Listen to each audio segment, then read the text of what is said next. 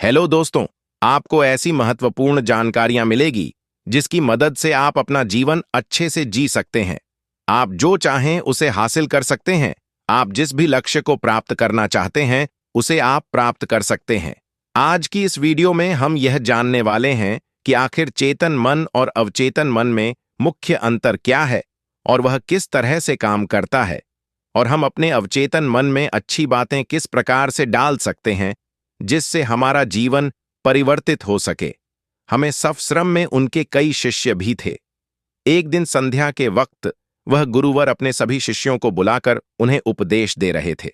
वे कह रहे थे, शिष्यों, हमारा मस्तिष्क दो भागों में विभाजित है, चेतन मन और अवचेतन मन। चेतन मन हमार मस्तिष्क का पहरेदार है, वहीं पर अवचेतन मन हमारा मालिक है। उन गुरु की आवाज सुनकर एक शिष्य खड़ा हुआ और वह उन गुरु से कहता है, हे गुरुदेव, आप क्या कहना चाहते हैं? आप कहीं यह तो नहीं कह रहे कि हमारे भीतर कोई और है जो मन को चला रहा है, जो हमारी सारी क्रियाओं पर नजर रखे हुए हैं? इस पर गुरुवर उस शिष्य को मुस्कुराते हुए कहते हैं, बंते, मैं तुम्हें एक छोटी सी कहानी सुनाता हूं।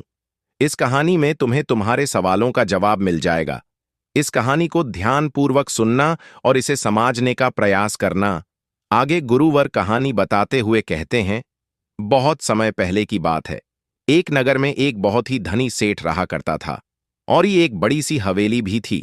उसकी हवेली के द्वार पर हमेशा एक पहरेदार तैनात रहता था और हवेली में जब भी कोई उपद्रव होता, कोई शोर शराबा होता या लड़ाई झगड़े होते तो उसकी आवाज चारों ओर गूंजने लगती और उस आवाज को सुनकर आसपास के पड़ोसी भी उस महल के पास आते और उस पहरेदार को खूब समझाने की कोशिश करते और कहते, देखो, तुम्हारी हवेली से बहुत सारी आवाजें आती हैं, लड़ाई झगड़े होते रहते हैं जिससे हमारे घर की शांति भंग हो जाती है।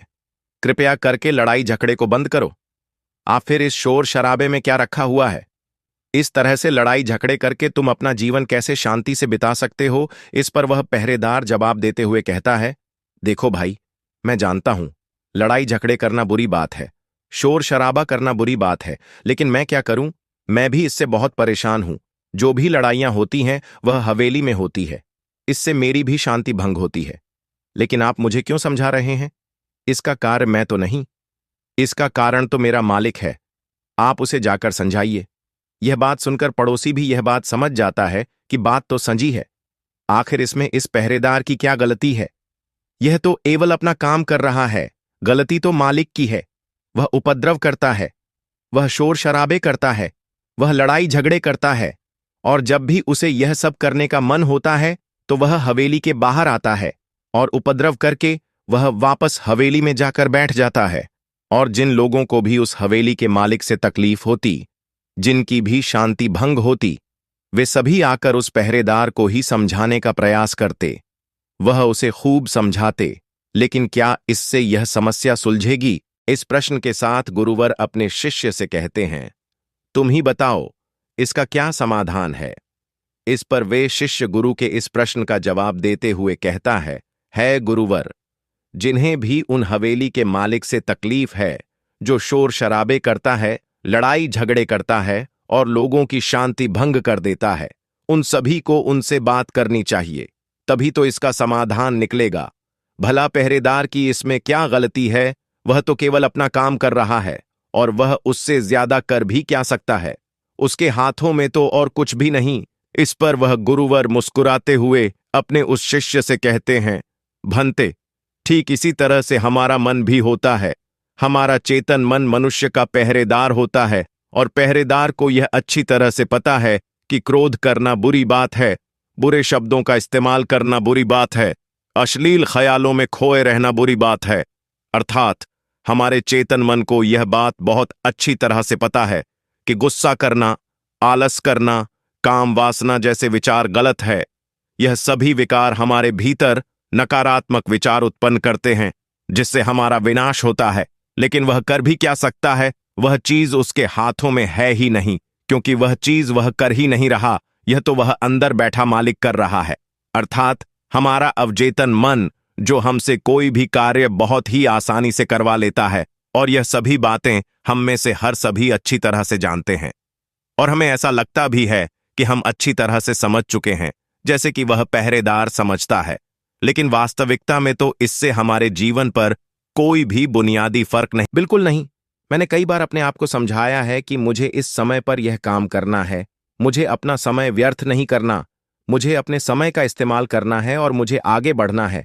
लेकिन मुझे लगता है कि अब हम समझ चुके हैं और अब हमसे कोई गलती नहीं होने वाली, और हम सोचते हैं कि अब हमारा जीवन बढ़ल जाएगा, हम जो भी करेंगे अब वह सही होगा, अब तो हम जीवन में सफलता प्राप्त कर ही लेंगे। लेकिन दूसरे ही पल हम यह पाते हैं कि हमारे जीवन में कोई बुनियादी बदलाव आया ही नहीं, और ऐसा केवल हमारी नासमझी के कारण होता है। हम अपनी नासमझी के कारण अवचेतन मन की जगह पर अपने चेतन मन को समझाने का प्रयास करते हैं, अर्थात मालिक को छोड़कर हम पहरेदार से बात करते रहते हैं और उसे समझाने की कोशिश करते हैं। लेकिन तुम यह भूल जाते हो कि आखिर वह पहरेदार कर भी क्या सकता है, वह सब उसके हाथों में है ही नहीं। हमें तो अपने अवचेतन मन को समझाने की आवश्यकता है। हमारी बुद्धि अर्थात वह पहरेदार जो यह समझ जाता है कि क्या सही है और क्या गलत, उसे कब क्या करना है क्या नहीं करना। लेकिन ये सारी बातें केवल हमारे पहरेदार अर्थात हमारे चेतन मन के सीमित रह जाती है। यह सारी बातें हवेली के उस मालिक अर्थात हमारे अवचेतन मन तक तो पहुंच ही नहीं पाती, और यही कारण है कि हमारे जीवन में कभी कोई बुनियादी बदलाव हो ही नहीं पाता। ठीक उसी प्रकार जैसे कि यदि आपसे कोई कहता है कि पौधे में पानी डालोगे तो वह पौधा एक दिन बड़ा होगा और फिर उसमें फूल आएंगे, फल लगेंगे, और आप उस बात को मान लेते हैं और उस पौधे में पानी भी डालते हैं। लेकिन आप पौधे की पत्तियों पर पानी डालते हैं और सोचते हैं कि इसमें फल फूल आएंगे। लेकिन जरा एक बार के लिए यह सोचिए, अगर पत्तियों में पानी डालोगे तो उसमें फूल और फल कैसे आएंगे? हमें तो उस पौधे की जड़ में पानी डालने की आवश्यकता है, लेकिन हम में से अधिकांश लोग केवल पत्तियों पर ही पानी छिड़ककर अपने आप को बहुत भाग्यशाली समझने लगते हैं। लेकिन वे यह भूल जाते हैं कि जो पानी वह पत्तियों पर छिड़क रहे हैं वह पानी पेड़ की गहराइयों में तो जा ही नहीं पा रहा, तो ऐसे में उस पौधे पर फल और फूल कैसे लगेंगी? ठीक इसी प्रकार हम भी अपने मन के साथ ऐसा ही करते हैं, और यही कारण है कि हम अपने जीवन में जो भी चाहते हैं वह हमें नहीं मिल पाता। हम अपने जीवन में फल और फूल चाहते हैं, लेकिन वह हमें नहीं मिल पाता। इस पर शिष्य उन गुरुवर से कहता है, हे गुरुवर, तो फिर हमें क्या करना चाहिए? क्या ऐसा कोई उपाय है जिससे हम अपने चेतन मन की सारी बातें अपने अवचेतन मन तक पहुंचा सकें? ऐसी कोई प्रक्रिया है जिसमें हम अपने संदेश को अपने चेतन मन तक पहुंचा सकें? इस पर वह गुरुवर शिष्य से कहते हैं, भंते, यदि तुमने अपने संदेश को चेतन मन तक पहुंचा दिया तब तुम जो चाहोगे वह इच्छा प्राप्त कर सकते हो। तुम जैसा चाहो उस लक्ष्य को प्राप्त कर सकते हो, क्योंकि हमारा अवचेतन मन हमारे चेतन मन से 9 गुना अधिक शक्तिशाली होता है। आपने कभी ना कभी यह देखा ही होगा कि एक मनोवैज्ञानिक जब किसी के मन के गुप्त राज्य को जानने की कोशिश करता है, तब वह मनोवैज्ञानिक जब उसके मन की बात को बाहर निकलवाना चाहता है, उसके अतीत में जो भी घटना घटी है उसमें साफ साफ रूप से प्रवेश करना चाहता है, तो इसके लिए वह हिप्नोटिज्म का उपयोग करते हैं। और आप में से अधिकांश लोगों ने इस प्रक्रिया को देखा ही होगा। इस प्रक्रिया का प्रयोग करके मन की सारी सूचनाएं अपने आप ही बाहर निकलती हैं। इस प्रकार किसी के भी मन को काबू में करके हम उससे जो चाहे वह कार्य करवा सकते हैं। हाँ, अब आपके मन में यह भी प्रश्न उठ रहा होगा कि शायद वह सभी हमारे अवचेतन मन की चाल को समझते हैं, वह इसे अच्छी तरह से जानते हैं कि उसे किस तरह से अपने काबू में किया जाता है। तो इसका जवाब बड़ा ही सीधा और सरल है, और इसका जवाब है हाँ, क्योंकि उन्होंने इसके ऊपर कई बार प्रयोग किया होता है और वह इसमें इतने निपुण हो जाते हैं। आपको अपने चेतन मन को शांत करना होगा, उसे सुलाना होगा, और ऐसा इसलिए क्योंकि हमारा चेतन मन तर्क वितर्क करने में माहिर है। वह एक पहरेदार है, वह हमारी रक्षा के लिए हमेशा तैनात रहता है। इसलिए जब भी तुम अपना कोई संदेश उस चेतन मन तक पहुंचाने की कोशिश करोगे तो वह तुमसे तर्क वितर्क जरूर करेगा और हमें अपनी बात अपने मालिक तक पहुंचाने की हमें इजाजत तक नहीं देगा, जब तक कि हम अपनी बात अपने चेतन मन को अहंदा है। या यही कारण है कि हम में से अधिकांश लोग अपने अवचेतन मन तक एक साफ और स्पष्ट संदेश पहुंचा ही नहीं पाते, और इसी कारण हम अपने अवचेतन मन को भी अच्छी तरह से समझ नहीं पाते और हमारा अवचेतन मन तर्क वितर्क नहीं करता। उसे तो केवल साफ और स्पष्ट संदेश चाहिए जिस पर वह कार्य कर सके, और उस तक हम साफ और स्पष्ट संदेश तभी पहुंचा सकते हैं जब हमारा मन पूरी तरह से शांत रहेगा, जब हमारे मन में और कोई विचार नहीं होंगे। और यही कारण है कि जब एक मनोवैज्ञानिक किसी के मन पर प्रयोग करता है, उसके मन को काबू करने की कोशिश करता है, उससे मन चाही बात निकलवाने की कोशिश करता है, तो सबसे पहले वह उसके चेतन मन को ही सुनाता है। आपने कहीं ना कहीं यह तो देखा ही होगा कि उनके सामने एक पेंडुलम जैसी चीज उनकी आंखों के सामने रखती जाती है और उसे घुमाया जाता है, जिसे लगातार देखने के बाद वह व्यक्ति पूरी तरह से निद्रा में चला जाता है, और इस कारण उसका चेतन मन पूरी तरह से शांत हो जाता है। और जब उसका पहरेदार पूरी तरह से सो जाता है और उसके पास तर्क वितर्क करने के लिए कोई नहीं बचता, तब वह व्याख्यानिक आसानी से उस हवेली में जाता है और उस मालिक से जी भर के बातें करता है। जो बातें वह चाहता है, वह बातें वह उससे निकलवा देता है। टिब के एक महान दार्शनिक ने कहा था कि अगर बात समझ में आ जाए तो आपका जीवन परिवर्तित हो जाता है, लेकिन उन्होंने वह बात उस समय के लोगों के लिए कही थी, क्योंकि उस समय टिब और बाकी दुनिया के लोग बहुत सरल हुआ करते थे। उनका मन बहुत साफ हुआ करता था और उनको जो भी बातें बताई जाती थीं, वह उन बातों को बड़ी शांतिपूर्वक सुनते और समझते थे। उस समय कोई भी तर्क वितर्क नहीं करता था, और जब कोई व्यक्ति तर्क वितर्क करने में माहिर होता था तो वह उसे तर्क वितर्क करने देते और शांति से केवल उसकी बातें सुनते। जब तक कि व्यक्ति तर्क और वितर्क करके थक ना जाए, तो वह गुरु के पास वापस आता है और उनसे कहता है, हे गुरुवर, मैं अब तर्क वितर्क करके थक चुका हूं, लेकिन उससे मुझे कुछ भी हासिल नहीं हुआ। कृपया करके अपना कोई मार्ग बताए, आप मुझे अपने तरीके से समझाएं। अब मैं उसमें कोई भी अवरोध उत्पन्न नहीं करूंगा। ठीक इसी प्रकार से हमारी बुद्धि भी काम करती है। जब हमारा मस्तिष्क तर्क वितर्क करके थक जाता है, तब उसे इस बात का एहसास होता है कि तर्क वितर्क करके उसे कुछ भी हासिल नहीं होने वाला, और उस समय तक उसे कुछ भी समझ में नहीं आएगा। दोस्तों, तो सबसे पहले वह उसके चेतन मन को ही सुनाता है। आपने कहीं ना कहीं यह तो देखा ही होगा कि उनके सामने एक पेंडुलम जैसी चीज उनकी आंखों के सामने रखती जाती है और उसे घुमाया जाता है, जिसे लगातार देखने के बाद वह व्यक्ति पूरी तरह से निद्रा में चला जाता है, और इस कारण उसका चेतन मन पूरी तरह से शांत हो जाता है। और जब उसका पहरेदार पूरी तरह से सो जाता है और उसके पास तर्क वितर्क करने के लिए कोई नहीं बचता, तब वह व्याख्यानिक आसानी से उस हवेली में जाता है और उस मालिक से जी भर के बातें करता है। जो बातें वह चाहता है, वह बातें वह उससे निकलवा देता है। टिब के एक महान दार्शनिक ने कहा था कि अगर बात समझ में आ जाए तो आपका जीवन परिवर्तित हो जाता है, लेकिन उन्होंने वह बात उस समय के लोगों के लिए कही थी, क्योंकि उस समय टिब और बाकी दुनिया के लोग बहुत सरल हुआ करते थे। उनका मन बहुत साफ हुआ करता था और उनको जो भी बातें बताई जाती थीं, वह उन बातों को बड़ी शांतिपूर्वक सुनते और समझते थे। उस समय कोई भी तर्क वितर्क नहीं करता था, और जब कोई व्यक्ति तर्क वितर्क करने में माहिर होता था तो वह उसे तर्क वितर्क करने देते और शांति से केवल उसकी बातें सुनते। जब तक कि व्यक्ति तर्क और वितर्क करके थक ना जाए, तो वह गुरु के पास वापस आता है और उनसे कहता है, हे गुरुवर, मैं अब तर्क वितर्क करके थक चुका हूं, लेकिन उससे मुझे कुछ भी हासिल नहीं हुआ। कृपया करके अपना कोई मार्ग बताए, आप मुझे अपने तरीके से समझाएं। अब मैं उसमें कोई भी अवरोध उत्पन्न नहीं करूंगा। ठीक इसी प्रकार से हमारी बुद्धि भी काम करती है। जब हमारा मस्तिष्क तर्क वितर्क करके थक जाता है, तब उसे इस बात का एहसास होता है कि तर्क वितर्क करके उसे कुछ भी हासिल नहीं होने वाला, और उस समय तक उसे कुछ भी समझ में नहीं आएगा। दोस्तों, और अपने अवचेतन मन को एक स्पष्ट और साफ संदेश देते हैं, तो है जब वास्ते को सुधारना हो। और पुराने जमाने में यह बहुत सरल हुआ करता था, क्योंकि उस समय लोग तर्क वितर्क नहीं किया करते थे, और जो भी उसे कहा जाता था वह उसे बहुत ही ध्यान के साथ सुनते थे और समझते थे।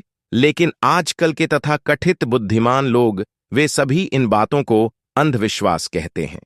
लेकिन यह भी एक वास्तविकता है कि जैसा आप खुद से कहते हैं, वैसा ही आप अंदर से बनते चले जाते हैं। आप अंदर से उतने ही अशांत होने लगते हैं। और जो व्यक्ति अपने मन की बकबक को शांत कर पाता है, वही शांति को प्राप्त कर पाता है। हमारी जो बुद्धिमानी है, वही हमारे अवचेतन मन का एक रूप होती है। हमारा चेतन मन हमें कोई भी नई चीज सीखने में हमारी मदद करता है। जैसे यदि आप कोई नई भाषा सीखना चाहते हैं या फिर आप कोई नई टेक्निक सीखना चाहते हैं, तो इसमें हमारा चेतन मन हमारी बहुत मदद करता है। लेकिन जब बात आती है भावनाओं की, अर्थात क्रोध, कामना, आलस इत्यादि, जो कि हमारे अवचेतन मन का हिस्सा होते हैं, उन्हें हमें सीखना नहीं पड़ता। वह तो हमारे अंदर पहले से ही मौजूद है। क्या आपने कभी एक पल के लिए यह सोचा है कि क्या आपने कभी क्रोध सीखा है? क्या आपने कभी काम वासना सीखी है? क्या आपने कभी आलस सीखा है? यदि आपको बचपन से ही किसी ऐसी जगह पर रखा जाए जहां पर कोई भी व्यक्ति ना हो, कोई भी इंसान ना हो, तब भी आपके भीतर यह सारे गुण आ ही जाएंगे, क्योंकि इसमें तो सिर्फ और सिर्फ हमारे अवचेतन मन का ही काम है। यानी कि वह चीजें जो प्रकृति ने हमें पहले से ही दी है, और वह सिर्फ हमारे अवचेतन मन के माध्यम से ही भरी जाती है, क्योंकि हमारा अवचेतन मन कभी विरोध नहीं करता। क्या आपने कभी इस बात पर भी गौर किया है कि जो इस दुनिया में बाहरी चीजें हैं, उसे आप सीख सकते हैं, लेकिन जहां बात आती है हमारे भीतर की, अर्थात क्रोध को न करने वाली सीख की, तो आप उस सीख को नहीं सीख पाते। मान लो अगर आपको गाड़ी सीखना है, तो उसके बारे में हमारे अवचेतन मन को कुछ नहीं पता होता। लेकिन वहीं पर यदि कोई आपसे यह कहे कि 5 और 5 10 होते हैं, तो यह बात आपके अवचेतन मन को अच्छी तरह से समझ में आ जाती है, क्योंकि आपका अवचेतन मन विरोध नहीं करता और उसे एक साफ और स्पष्ट संदेश भी मिल रहा है। इसलिए हमें अपने अवचेतन मन तक साफ और स्पष्ट संदेश भेजने की आवश्यकता होती है, और यह तभी संभव है जब हमारा चेतन मन इसके आड़े ना आए।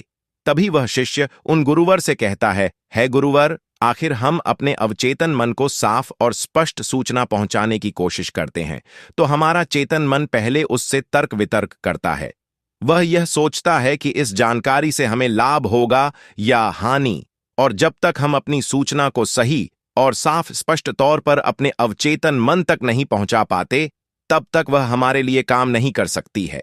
मान लीजिए कि आप ईश्वर के सामने हाथ जोड़कर खड़े हैं और उनसे प्रार्थना कर रहे हैं कि है ईश्वर, मुझे एक अच्छी नौकरी मिल जाए, मैं अच्छी नौकरी मिल जाएगी और मैं कामयाब हो जाऊंगा, तो उसके बाद मैं क्या करूंगा? मैं ऐसा घर खरीदूंगा, अपने परिवार के लिए यह करूंगा, वह करूंगा, अपना खुद का व्यापार शुरू करूंगा। ऐसे कई प्रकार के विचार हमारे चेतन मन में उठने लगते हैं, और इसी कारण हम अपने अवचेतन मन तक साफ और स्पष्ट संदेश भेज नहीं पाते, और इसलिए कह जाता है कि ध्यान हमारे मन को शांत कर देता है। आपको अपने अवचेतन मन तक साफ और स्पष्ट संदेश भेजना ही होगा, अपने अवचेतन मन को अपने वश में करना ही होगा, और अपने अवचेतन मन को वश में करने के लिए आप यह एक तरीका अपना सकते हैं। अगर आपको कोई चीज पानी है, तो आपको उस चीज को मंत्र की तरह मन में दोहराना होगा, और ऐसा आपको करीब 28 दिन तक करना होगा। और यदि इस दौरान आपसे कोई यह कहे कि इससे कोई फर्क नहीं पड़ने वाला, यह सब बेकार की बातें हैं, तो उनकी बातों पर यकीन मत कीजिएगा, क्योंकि यदि आप कोई बात मंत्र की तरह दोहराते हैं, तो वह मंत्र अर्थात वह बातें हमारे अवचेतन मन तक पहुंच जाती है, और एक बार यदि आपकी बात आपके अवचेतन मन तक पहुंच गई, तो हम दुनिया की कोई भी चीज पा सकते हैं। हम किसी भी बड़े से बड़े लक्ष्य को हासिल कर सकते हैं, और उसके लिए आपको बस इतना ही करना है। जब भी आप रात को सोने जाएं, तो बिस्तर पर लेटने के बाद नींद आने से ठीक पहले आपको करीब 10-15 बार अपने मन में उस मंत्र को दोहराना है जो भी आप चाहते हैं, और ऐसा करते हुए आपको नींद में चले जाना है, क्योंकि हमारा अवचेतन मन कभी नहीं सोता। वह 24 घंटे 365 दिन आपके लिए लगातार काम करता रहता है, जबकि रात को सोते समय हमारा चेतन मन पूरी तरह से शांत होता है और वह सो जाता है, और यही वह समय है जब हमारा अवचेतन मन पूरी तरह से जागृत होता है। यह सबसे ज्यादा शक्तिशाली होता है। रात को सोते वक्त जो भी बातें आप अपने मन में डालते हैं, आप वैसे ही बनते चले जाते हैं। कभी आपने इस बात पर गौर किया है कि जब भी आप रात को सोते वक्त कोई नकारात्मक बात या नकारात्मक जानकारी लेते हैं, तो सुबह उठते ही आपको नकारात्मक विचार आते हैं और वहीं पर प्रुवन गांठ मिए। यदि आप रात को सोते वक्त सकारात्मक जानकारियां, सकारात्मक बातें करते हैं, तो अगले दिन सुबह आप बहुत ज्यादा ताकतवर महसूस करते हैं। आपका दिन रहान आप अच्छा महसूस कर पाते। इसलिए रात को सोते वक्त कभी भी अपने आप से नकारात्मक बातें ना करें। याद रहे, जब भी आप रात को सोने जाएं, तो बिस्तर पर लेटने के बाद नींद आने से ठीक पहले आपको करीब अपने मन में उस मंत्र को दोहराना है जो भी आप चाहते हैं, और ऐसा करते हुए आपको नींद में चले जाना है। और इतना कहकर वह बूढ़ा बौद्ध भिक्षु शांत हो गया। वह उन बौद्ध भिक्षु के चरणों में जा गिरा और उन बूढ़ा बौद्ध भिक्षु से कहता है, गुरुवर, ऐसा निर्मल और जीवन का सार्थक ज्ञान पाकर मैं धन्य हो गया। आपने जो कुछ भी मुझसे कहा है उसे मैं अपने जीवन में जरूर अपनाऊंगा, और मैं भी अपने जीवन को सार्थक बनाकर दिखाऊंगा। इतना कहकर उसने उन बौद्ध भिक्षु को प्रणाम किया और वापस अपने आश्रम लौट गया। दोस्तों, मैं उम्मीद करता हूं कि यह कहानी सुनने से आपके जीवन में अच्छे बदलाव आए होंगे। वीडियो देखने के लिए धन्यवाद। बुद्ध के अधिक प्रेरक उद्धरणों और जीवन बदलने वाले ज्ञान के लिए हमारे चैनल को सब्सक्राइब करना ना भूले। नमो बुद्धाय।